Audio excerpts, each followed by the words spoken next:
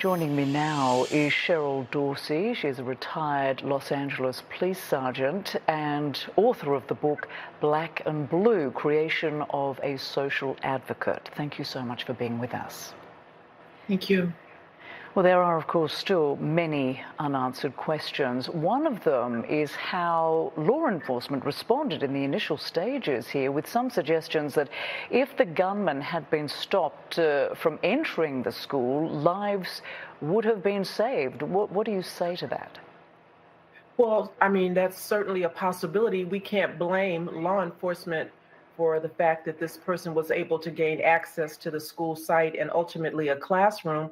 This is a small police department. I've heard reported that there are only about 6 officers on this agency. And so what would you have them do? And how do you prepare for the unthinkable, something that no one would fathom could happen on an elementary school campus? And so now that we're here, rather than possibly point fingers and blame others, let's think about what we need to do going forward substantively to make sure that this never happens again.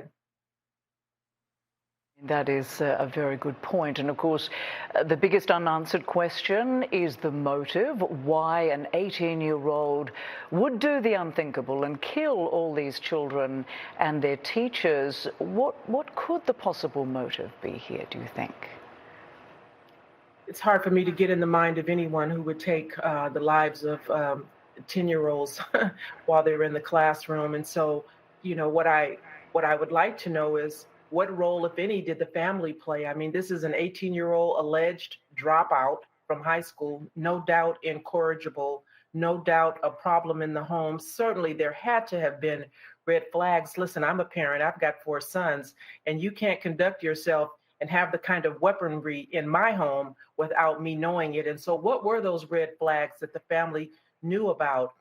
The problems and the angst that he had with his grandmother that would cause him to shoot her in her face. Certainly someone should have seen something, said something to help prevent him from being able to possess these weapons in the first place. And the other big issue is what needs to be done to stop these school shootings from happening again in this country, a country that stands very divided on the issue of gun control.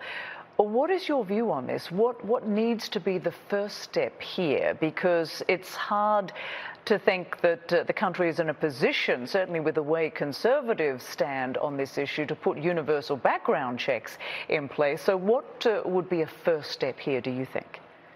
Well, I think it would be helpful if maybe in these background checks we can add just one more step. It's time to be inconvenienced, if you will. Don't make it so easy for someone to purchase a weapon.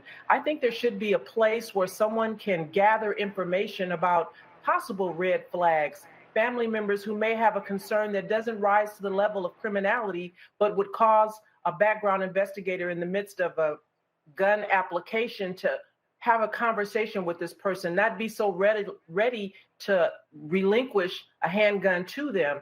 And so I think that might be a good place to start. And listen, we don't want to turn our schools into prisons, but I say lock them down.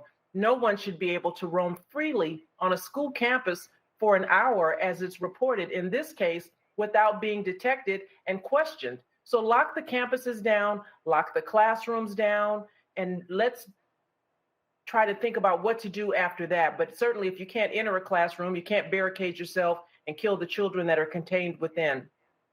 And we do know that this gunman he'd taken some pictures of his weapons. He'd put them on Instagram. What would you say to people watching, certainly here in the United States, where there is this problem with guns? What should people be doing when they see those sorts of signals out on various social media platforms? Well, there's certain liberties that people just don't want to give up. And listen, I don't want to put the onus on social media and those who partake in that, because you don't know, number one, if the person who's on social media is even using their real name. You may not know where they are. This isn't the first time that I've seen an instance where a person has reported real time what they were about to do and ended in a fatality of a family member. And so while social media has a role to play in this, I don't think it starts with them. I think it starts in the home. I think it starts with the parents. I think we need to be more involved and engaged in what our children are doing. And more importantly, what are they bringing and possessing in our homes? Yeah, very important point. Cheryl Dorsey, thank you so much for joining us. We appreciate it. Thank you.